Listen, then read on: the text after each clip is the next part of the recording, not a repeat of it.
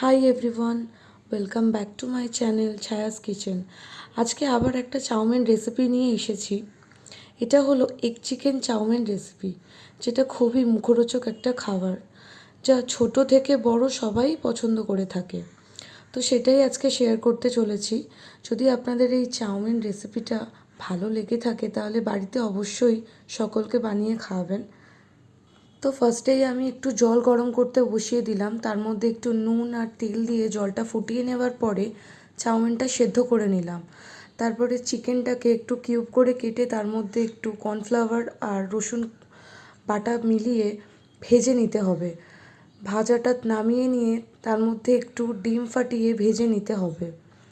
ডিমটাকেও তুলে দেওয়ার পরে কড়ার মধ্যে আরেকটু তেল দেব। তেল দেওয়ার পরে পেঁয়াজ কুচি, লঙ্কা কুচি, গাজর কুচি সব কিছু মিক্সড করে একটু হালকা ভেজে নেব।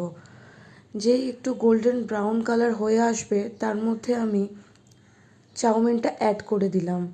চাউমিনটা অ্যাড করার সাথে সাথে আমি চিকেন কিউবগুলো ভেজে রাখা এবং ডিম আমি তার সাথে অ্যাড করে দেব।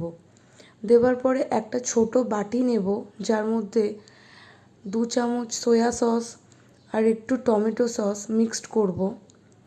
করার পরে চাউমিন যে আছে সেটার মধ্যে আমি অ্যাড করে নেব। চাউমিনটাতে অ্যাড করার সাথে সাথে আমি একটু নাড়াচাড়া করে মিক্সড করে নেব। তারপরে একে একে গোলমরিচ গুঁড়ো, সামান্য পরিমাণ লবণ দিয়ে ভালোভাবে মিশিয়ে নেব এবং একটু নাড়াচাড়া করে নিলেই তৈরি হয়ে যাবে বাড়িতে বানানো restaurant style egg chicken chowmein.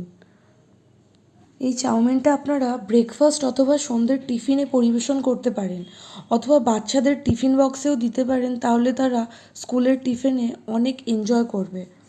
আর যদি আমার এই রেসিপিটা আপনাদের ভালো লেগে থাকে তাহলে অবশ্যই একটা সাবস্ক্রাইব করে দেবেন।